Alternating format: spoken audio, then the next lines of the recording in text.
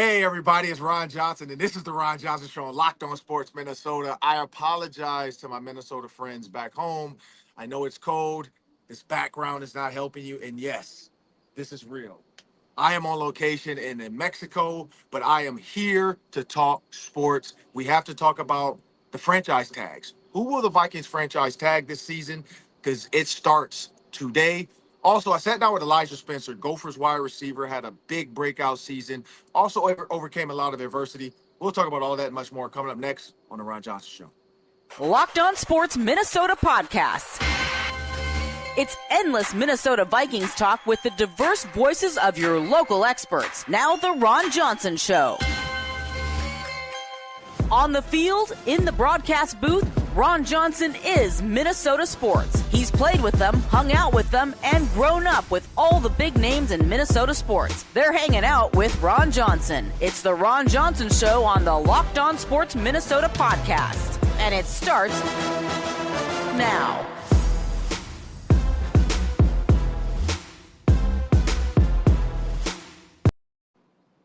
Hey, everybody, it's Ron Johnson. This is the Ron Johnson Show on Locked On Sports Minnesota, a podcast network. I want to thank you guys for joining me today. For those that are new to the show, if this is your first time watching on YouTube, this is not my normal location. Normally, I'm in studio, but hey, people, it's cold in Minnesota. I had to get away. So I want everybody to understand what today's show is going to be about. We are going to talk about the franchise tag.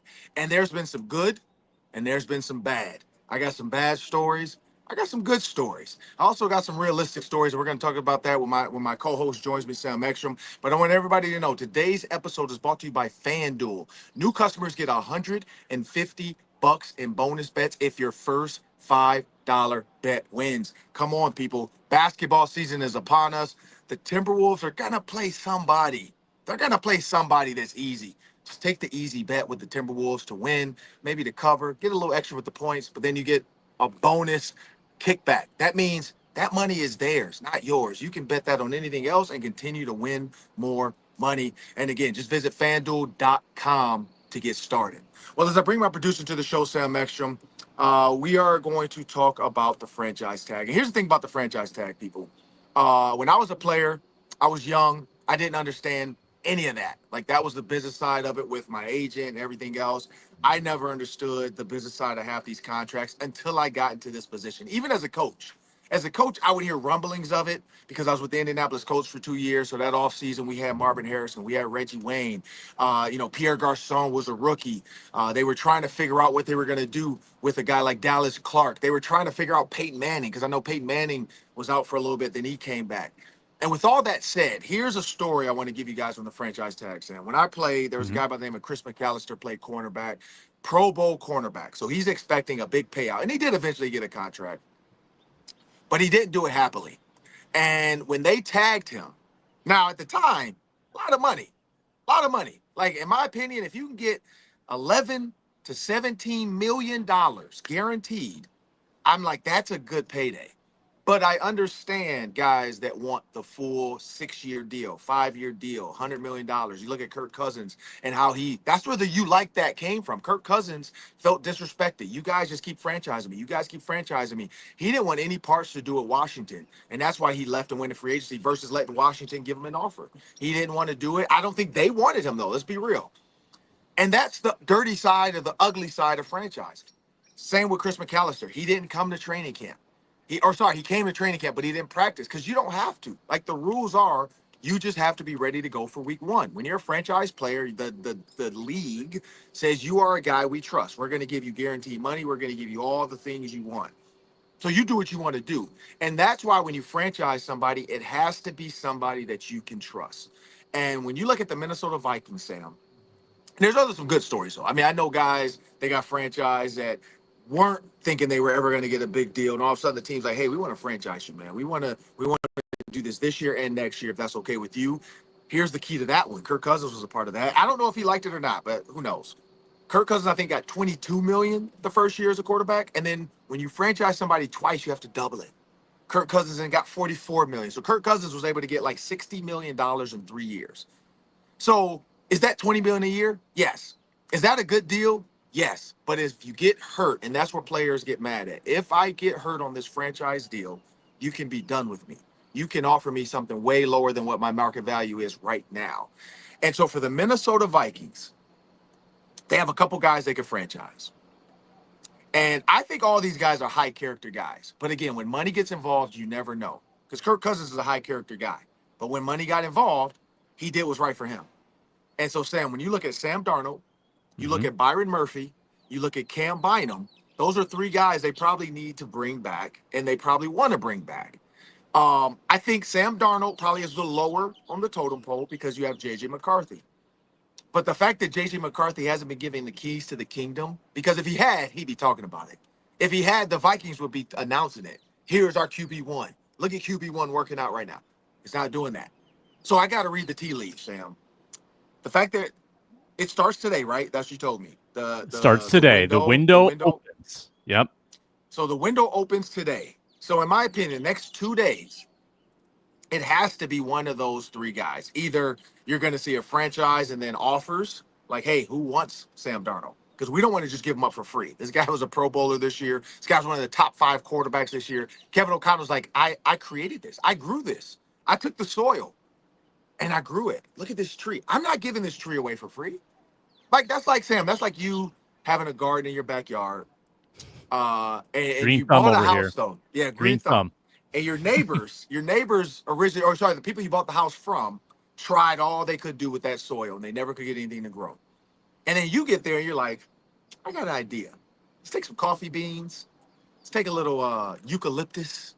And I'm gonna turn this soil into great soil. All of a sudden, stuff grows from it. Apples, oranges, who knows what.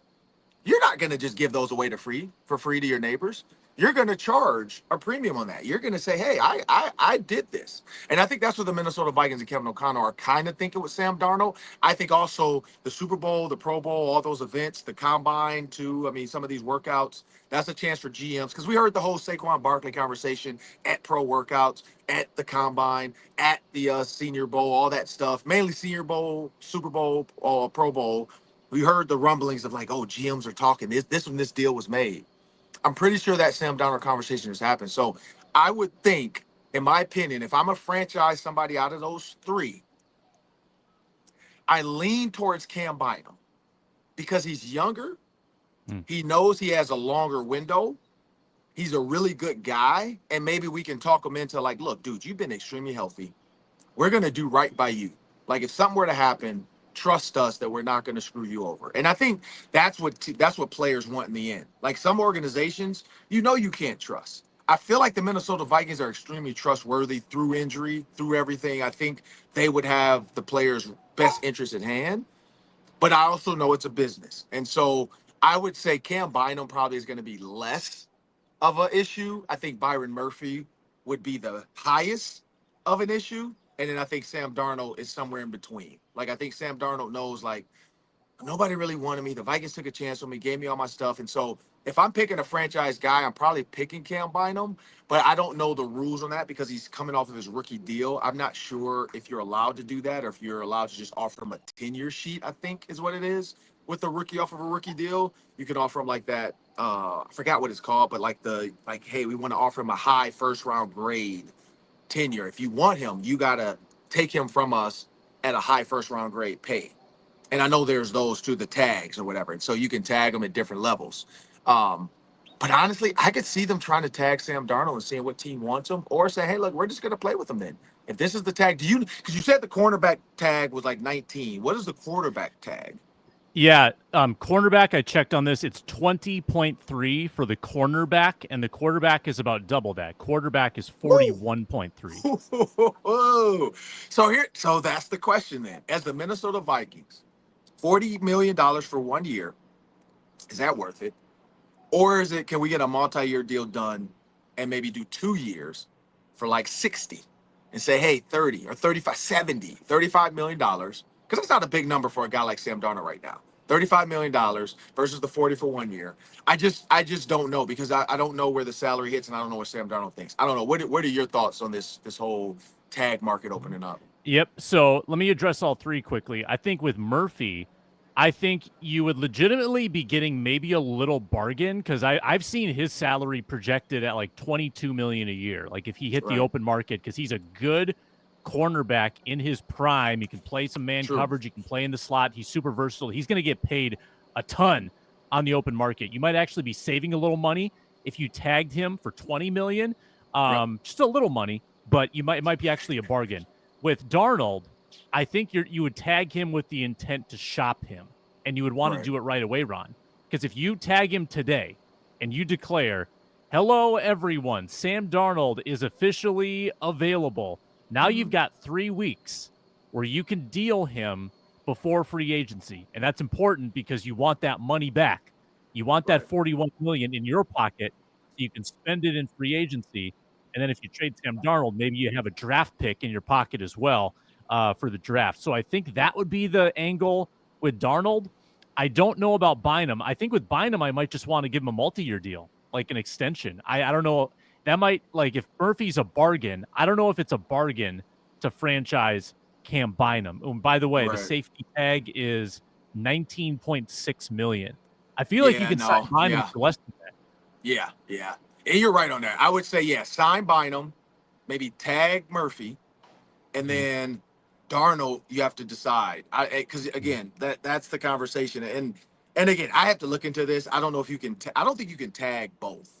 Like, I don't think they have the ability to tag both. So, and that's my question to you, Sam. Because I don't know. I'm torn. Like, I really fell in love with Sam Darnold. I like this game. I like what Kevin O'Connell got out of him. You got all your weapons coming back. You got T.J. Hockenson coming back healthy, because that's what you did not have to start the season. So I think there was a little bit of like they just it was a lot of like just button heads, because I don't feel like Sam Darnold knew what he had in TJ Hockenson, because he didn't have him in the summer. He didn't have him when he was up there working out with Justin Jefferson and those guys. He didn't have TJ Hockenson.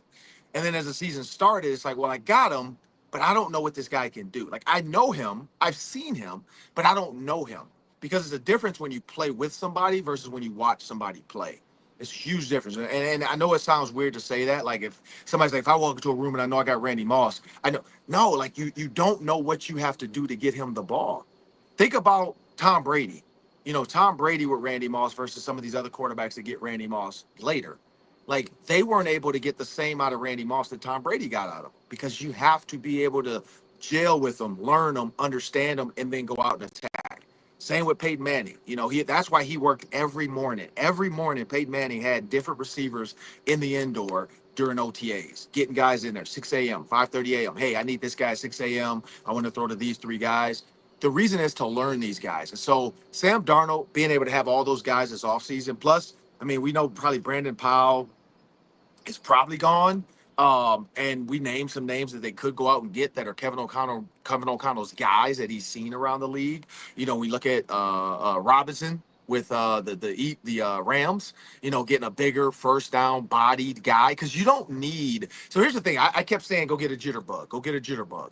You don't need that, because you have Jordan Addison and Justin Jefferson. They can be your slot guys to do stuff. Like, Justin Jefferson can become a Cooper Kupp in that offense. I think Justin Jefferson had to be like a Puka Nacua, because they didn't have a Cooper Kupp type guy. So he had to, they didn't have a Puka Nacua type guy. You go get a Robinson, now you have that bigger body receiver that can run comebacks, that can run the stuff. And so now Sam Darnold would be able to do all that. It's a lot of money, and that's the problem. Sam Darnold played himself into a lot of money. I don't care about the last couple games. If I'm an owner, if I'm a GM, I'm like, look, he ran into some juggernaut of a defenses in that last stretch. The Rams defense was really good. Let's not hate on them. They did a great job. The Lions defense was really good. And so it just sucks the way it played itself out. I think some of the teams that really attacked the Lions, that the Vikings did not do well, was run the ball and the red zone. Those are the two areas. Like, they took advantage, and the Commanders specifically took advantage of how the Lions play, which is everybody scatters in the red zone and plays defense. Well, I got a quarterback that can run. You can't do that with him. And so I think that's the other thing for Kevin O'Connell, though. He has to realize, like, is J.J. McCarthy coming off of injury going to give me Jaden Daniels type movement? Can I run? Because he ran at Michigan. Let's remember that. He was a runner at Michigan. People did not think he was a passer. They were like, this guy is an athlete. He's a runner. Can Kevin O'Connell get that out of J.J. McCarthy, where he's like, look, see what J. Daniels did. Maybe I can get that out of J.J., and maybe I don't need Sam Darnold, but I do need to go get a veteran quarterback, because, like you said, free agency is about to start. They do want that money back, so maybe it is a like, hey Byron, hold on, let us figure this out with Sam Darnold. We got you. Like we get like don't run from us yet. We got you. Free agency's gonna start. We're gonna take care of you. We need to get the Sam Darnold thing figured out. Then we'll move on to Cam Bynum. Then we'll move on to Byron Murphy. Because you're right, finding a good corner that knows your defense is hard to do. Cam Bynum at safety, I think they have to find some kind of small deal to get him signed for a couple years. When you think about Harrison Smith, probably on his last year, if not, that was his last year. I mean, because the locker room tears and the emotions of the players, it did feel like that was the end. But you never know. You know, some guys don't want to go out that way. But also, a 14-3 season is nothing to like scoff about going out, because you don't want to go out on like a 7-10 season. That's what would hurt. Like your last game being like, we have no shot to go into the playoffs. The NFC North is really, really good. And now I'm done. Like I think 14-3, a playoff game, that's also a way to go out. Like that's not a bad way to go out. So I think that's where it comes down to the Cam Bynum. And then, and correct me if I'm wrong, if Harrison Smith does retire, then they get his money back. Correct? Like there's nothing on the books for him. Right. And I think the cap number was pretty small for Harrison Smith, but they would recoup, I think it's $5 or $6 million on the cap. And that can go to Cam Bynum. Yeah. Yep. Yeah. So there you go. Yeah, and so that's where the other thought process is too. Like, does Josh Metellus become a true strong safety like he is, with a little bit of box stuff? You know, kind of like Brian Dawkins, being in the box, being a hitter, covering linebackers, beating up the run, but also playing true back end safety. I wonder if he can do it though, Sam. And that's the thing about Josh Metellus. We don't know how good he is in back end coverage completely, because he hasn't had to do it since he's been here. He's had multiple safeties in his room where he was always the third safety. We always call him the third safety, the box guy, the Swiss Army knife. Can he play true safety? Or is Brian Flores like, look, I got to go find another free safety to help Cam Bynum, and Josh Metellus, you're doing what you do, because this is where I need you. I always wondered that question too, Sam. But when you look at, like you said, when you look at the franchise window opening, if I had to rank the three, I'm going to go Sam Darnold probably is priority franchising. It's Cam Bynum signing for a small number, and then Byron Murphy signing for probably a bigger number like he's worth. I think that's where you have to go with it. I don't know. What are your thoughts? Yeah, I'm with you on that. I'm so very curious to see how they spend their money, and if they prioritize getting their own guys back, they got the Bynums, the Murphys, or if they say, all right, you guys go test the waters. We'll try to find people at more of a bargain on the open market. I'm very curious their loyalty level to the guys that were on the team last year and how they value that continuity. But I think that you got to reload at corner. They're all free agents. Gilmore's a free agent. Griffin's a free agent. So you need cornerbacks badly. I think that it would behoove them to seriously consider bringing back Byron Murphy. Yeah, I think that's the key to do it. But we got to get to Elijah Spencer, man. With the NFL draft coming up, the combine coming up, Elijah Spencer was not invited to the combine, but Elijah Spencer is hard at work. And this is a guy that overcame a lot. I watched him from the day he got to Minnesota, because he came from a school, when you transfer, everybody expects you to be this ridiculously great receiver that you were at the school you came from. He faced adversity, but he bounced back this past season with Daniel Jackson by his side, and we sat down with him. And that's coming up next after a word from our sponsors. We are presented today by FanDuel Sportsbook. The NBA will be tipping off once the All-Star break is done into the home stretch of the season. There's no better way to get in on the action than at FanDuel, America's #1 sportsbook. They have amazing live bet features at FanDuel. So after the first quarter, you can take the team's money line that you like. You can take the adjusted over-under. You can even do live player points props at FanDuel. And put together a same-game parlay if you want. Live same-game parlays at FanDuel. It's a lot of fun. Right now, new FanDuel customers can get $150 in bonus bets if your first $5 bet wins. Visit FanDuel.com to join today. FanDuel.com for your chance at $150 in bonus bets that you can put on NHL, college basketball, March Madness on the horizon, and, of course, the NBA. Make every moment more with FanDuel, the official sports betting partner of the National Basketball Association. Now it's time for the Hanging Ron Johnson segment, and this guy here, man, he's no stranger to big moments. And Elijah Spencer being part of the Gopher football program the last couple of years, you guys know, man, as a former receiver, I love to catch up with receivers.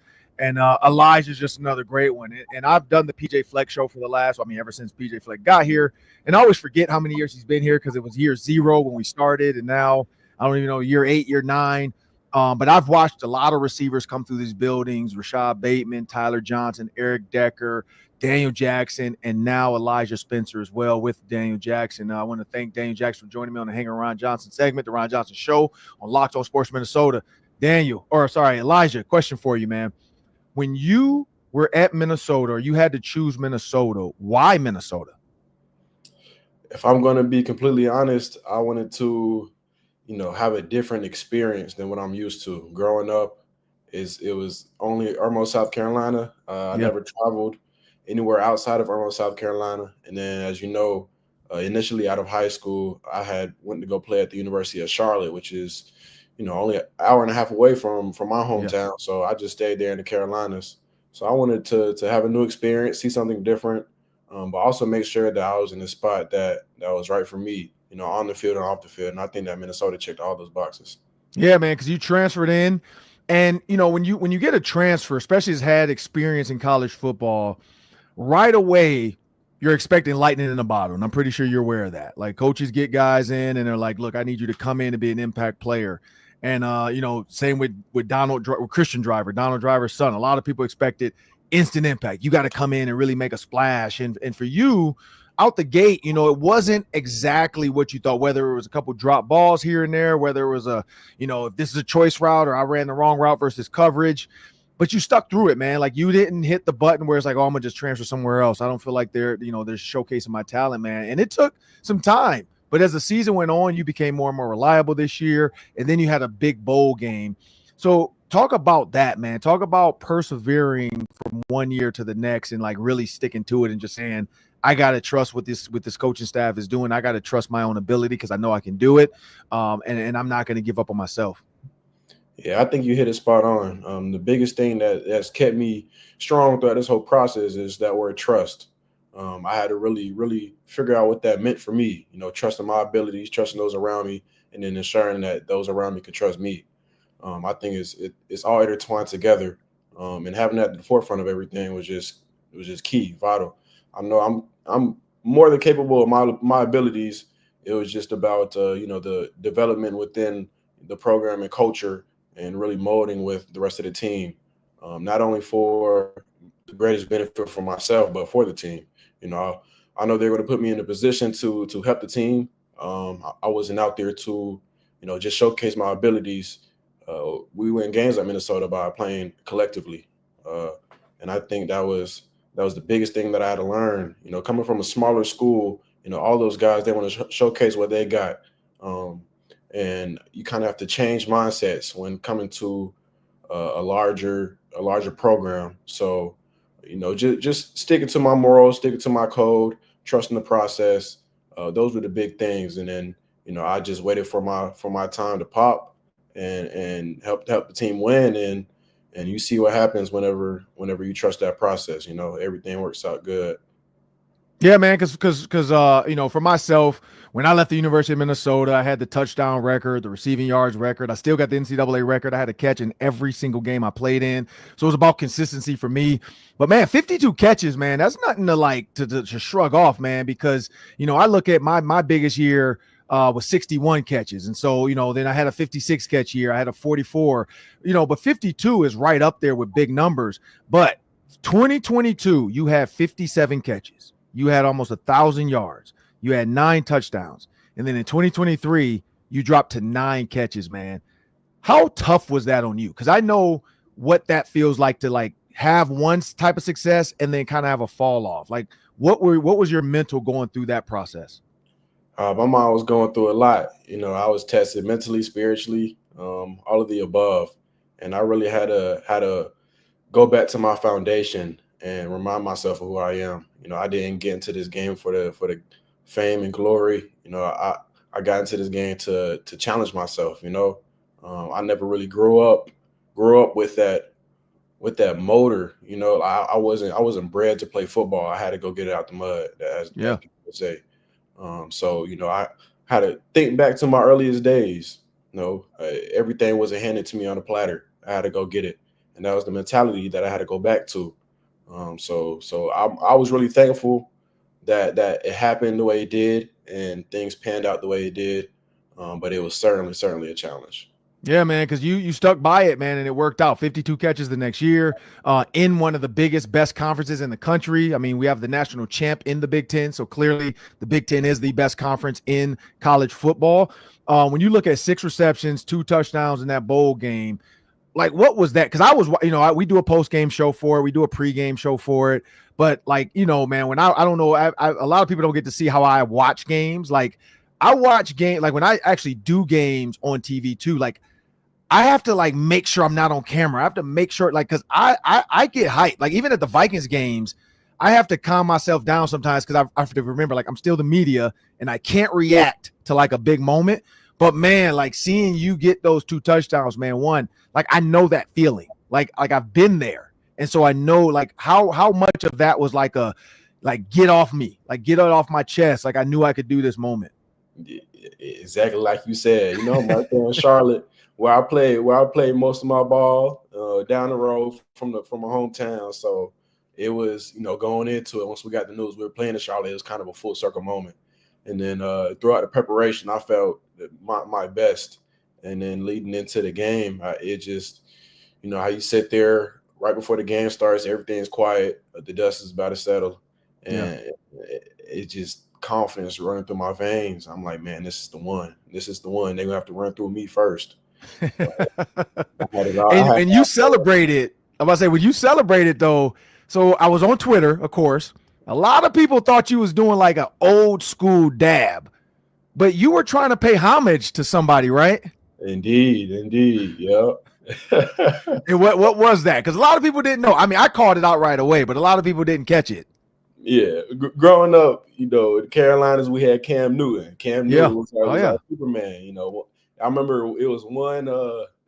He had scored a touchdown, and he did the pettiest thing ever. He dabbed, he hit them folks. He did like 5 celebrations in one. And our offensive coordinator, Greg Harbaugh, he was like, "Man, somebody needs to do this." I'm like, "I got you."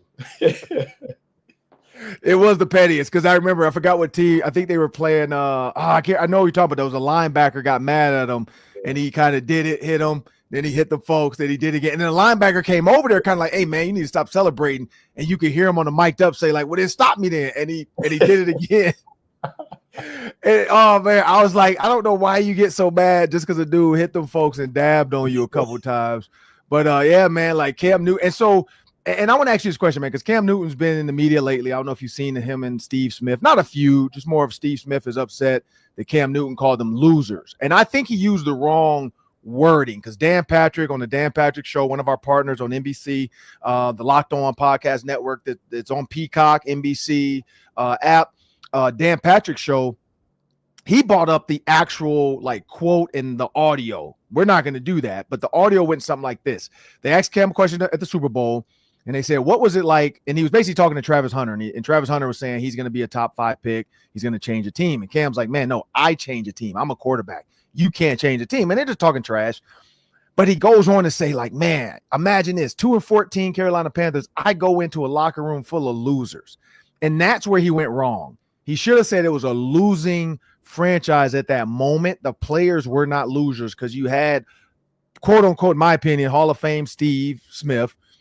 You also had some linebackers. You had running backs that were good. You had DBs that were good. And so a lot of guys in the Carolina, you had Julius Peppers. Guys are taking offense to this. It's like, hey, man, like, whoa, we weren't losers. We had just went to the Super Bowl a couple years before that. We just had a bad year with Jake Delhomme. No. Casey Clausen was a quarterback. And in your mind, though, like, do you see that? Because you grew up in that time, like watching the Carolina Panthers. Like you wouldn't have called them a 2-4 team losers, right? Just the team was losing. Yeah, agreed. It was growing up, the Panthers were kind of a question mark. Yeah, they still are. Still are.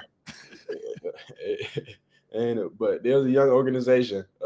That's all it really was to us. So they had us as a fan base. Carolinas, we're close knit.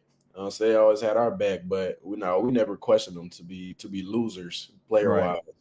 Yeah, because my guy Deshaun Foster, we had him on the show, UCLA head coach, and that was my guy. We came out in the same draft class, and I used to play with the Panthers back then because they didn't have Cam Newton yet. That's whenever I tell people that, they're like, "Oh, Cam." I'm like, "No, this was before Cam Newton." Like Steve Smith, I forgot the other receiver, but Moose Muhammad, and then you had Jake Delhomme, and you had Deshaun Foster, and you could run the ball down people's throats. You could throw the out route to Steve Smith. You could throw it up to Musa Muhammad. So I'm like, man, come on. Like the Panther and the defense was good. Like the defense would get after people. You had Julius Peppers coming off the edge.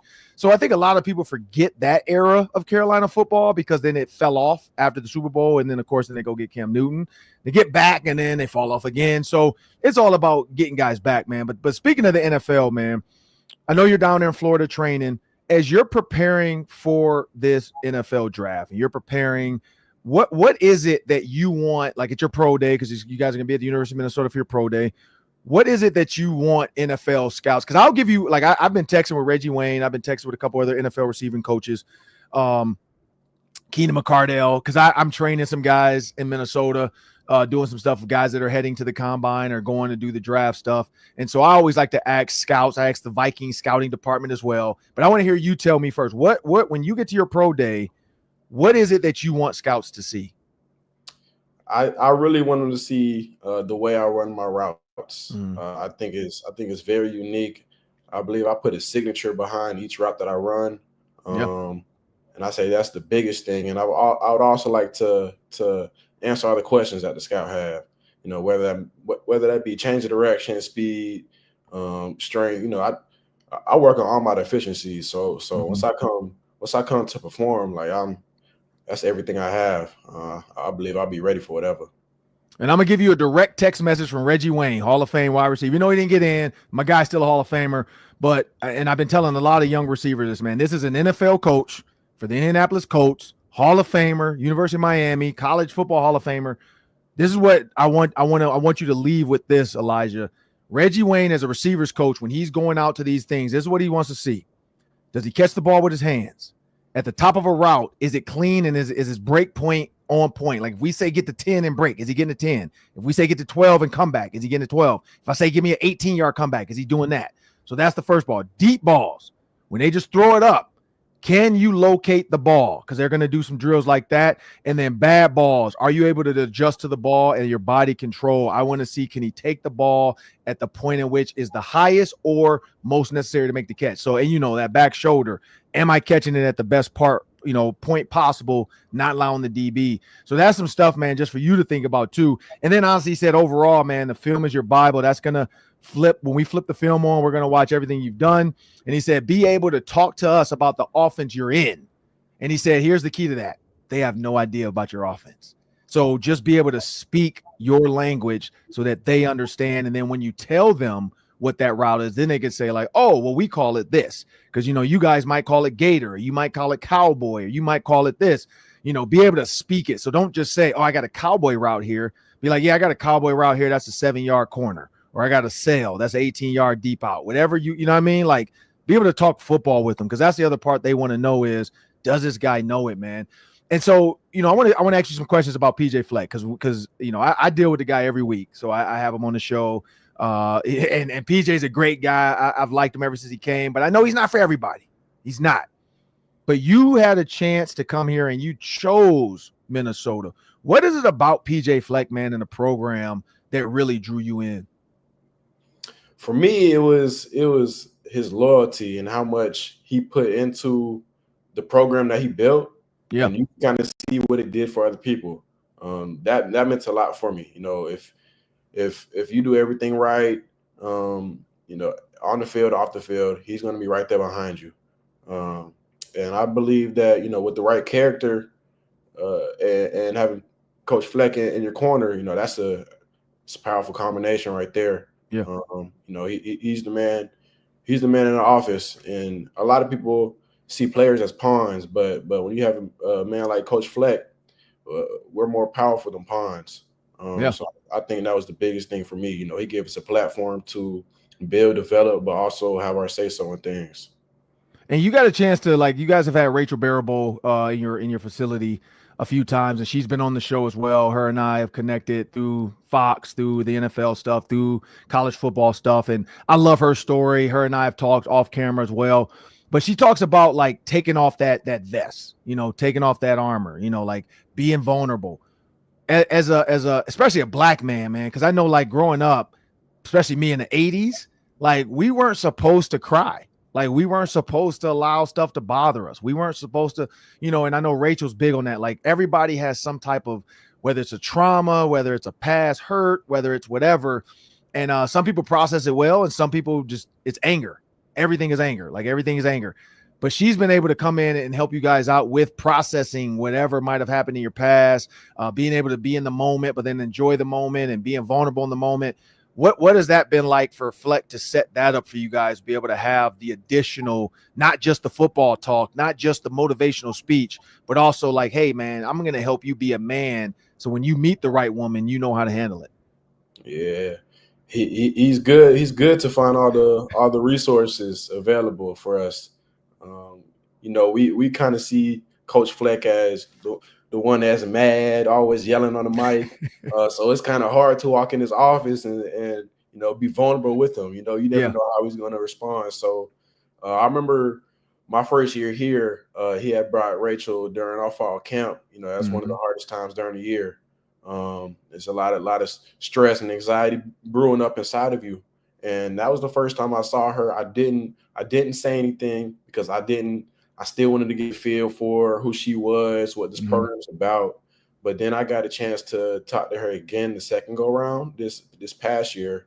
And I took that leap of faith and I went to go talk to her. And we had probably the best conversation I've had in my life. She reminded me of my mother if I were to give her a compliment. So that really struck me. And we have other resources within the building too that help build character, build you as a man. That you can take away outside of the program. So it's things like that I would never forget. And you were a part of one of the best games, even though you guys didn't get the win. The refs cheated. It was the definitely were not offsides on onside kick. But you saw Daniel Jackson live and in living color make that catch. I lost my mind. Like I rewound that like 5 times because I'm like, we got to talk about this on the post-game show. No matter what happens in this game, this thing should win an ESPY. And so when you saw it live, though, did you even process what happened, or did it take a couple like looks at the jumbotron to figure out what just happened? I'm gonna be so honest with you. That drive, all of us were like in that mode, just like, we got to get one, we got to go score.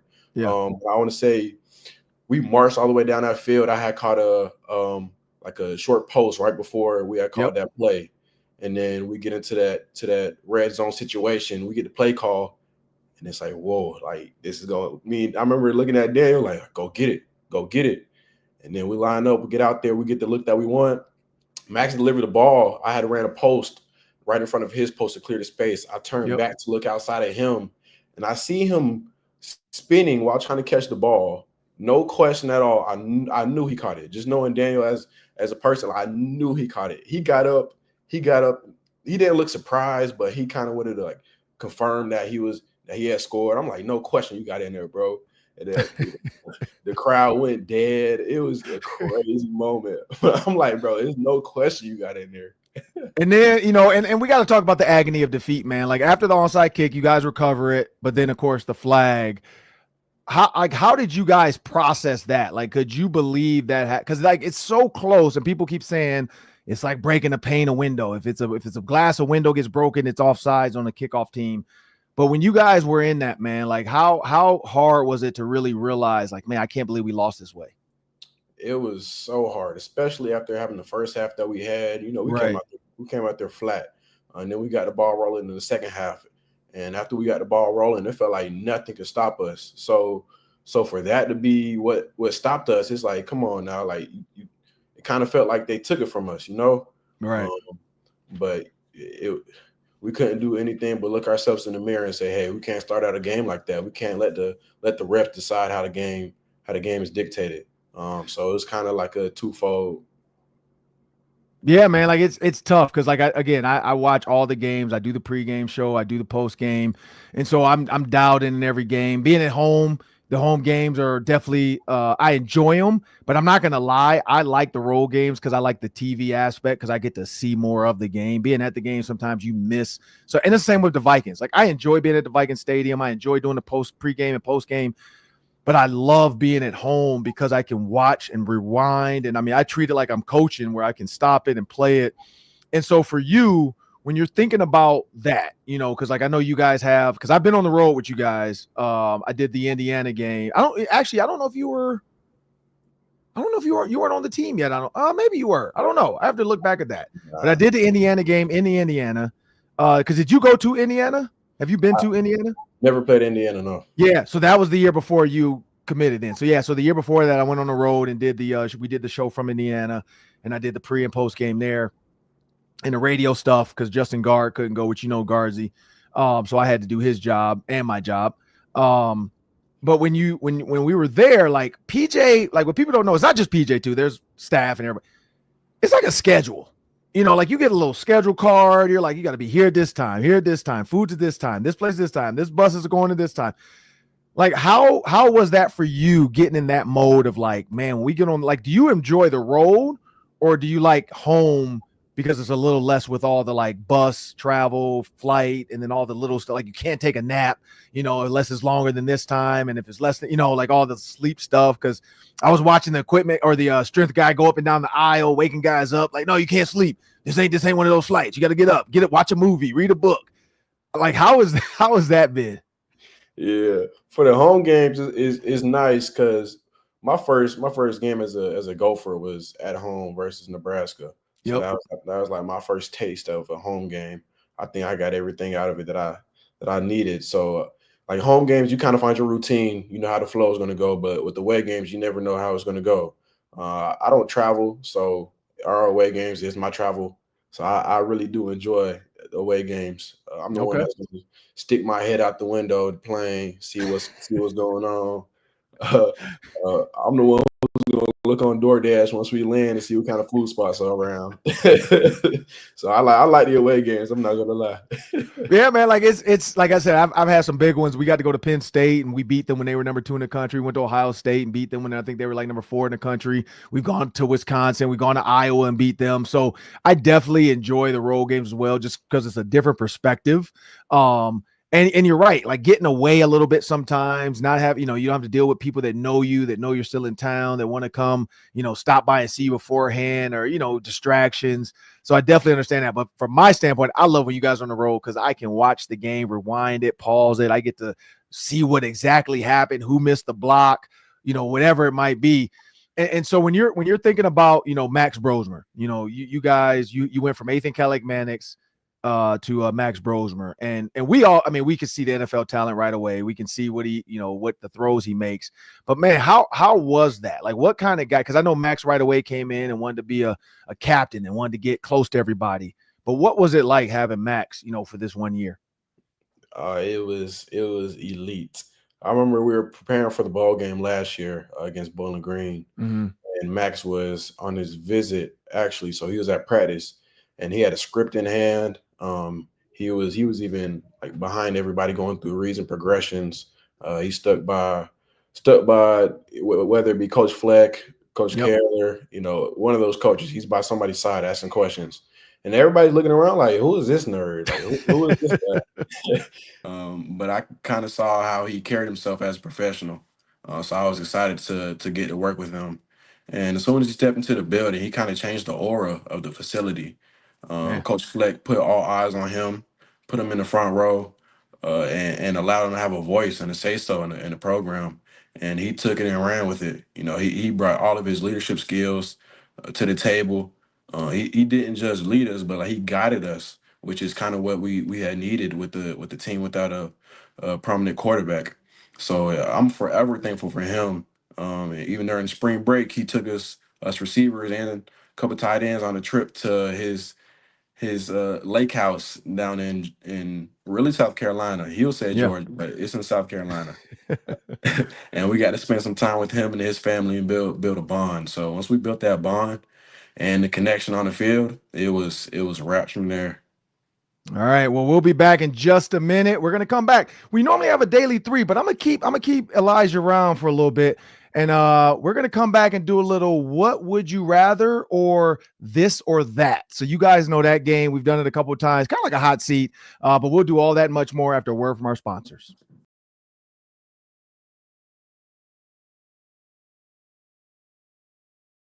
So now we're back with Elijah. Before we get out of here, man, Elijah, normally we do a daily 3. It's like quick questions. We go 3 questions, but I'm gonna give you a little either or, and you got to decide though.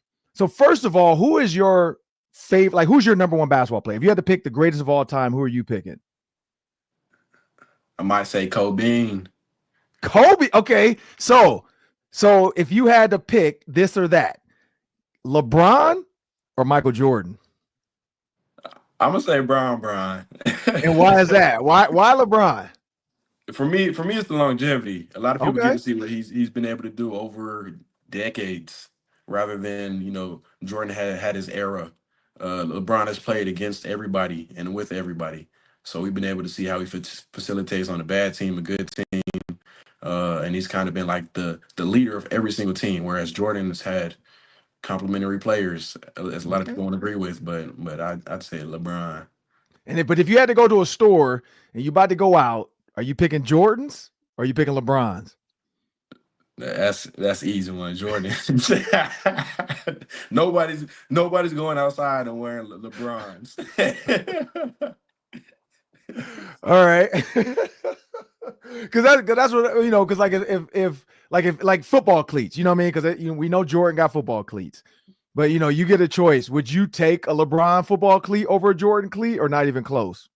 I've been able to put my foot in both LeBron and Jordan cleats. LeBron cleats a little bit too bulky for my play style, right?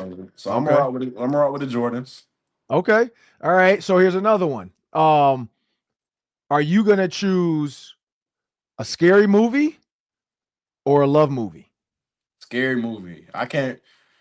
Both a little bit corny to me, but like the love movies, it's like I'm covering my eyes. I don't really want to see that, like even Love and Basketball. Love and Basketball, that's a good movie. That's a good plot, good storyline. See, that's what I mean. So would you rather see but you rather see a scary movie over a love story? Yeah, I would. Even if you're on a date, like you got a date and you got to pick some for Valentine's Day, because we know Valentine's Day is right around the corner. Like we by the time this airs, it's already happened. You got you're going to see a scary movie over like Love Jones or something. And you might not even seen Love Jones. You might be too young for that. I've seen Love Jones. Don't okay. But see, there's a setting, a time, place. If it's Valentine's Day, you have to go with the love story. Okay. But classic date, scary movie, I'll lean towards. Okay. And I got another one for you. Tom Brady or Patrick Mahomes? See, off the top, Tom Brady. Okay. Tom Brady. And why is that?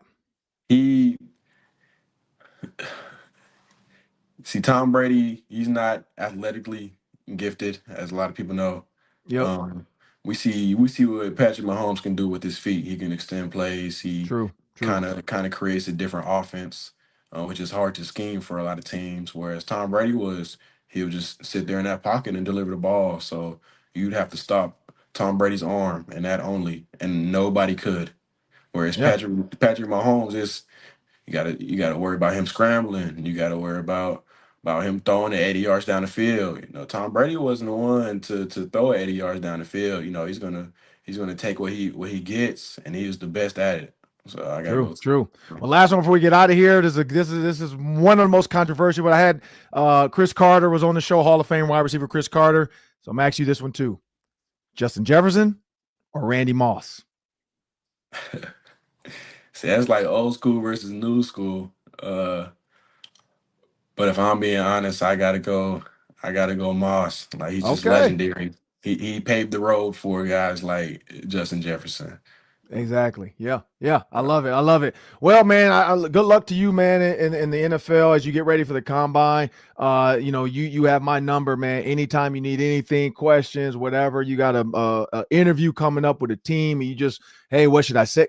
Never hesitate, man. I love seeing you guys thrive. Like every time I see Rashad Bateman or Tyler Johnson or whoever when they come back.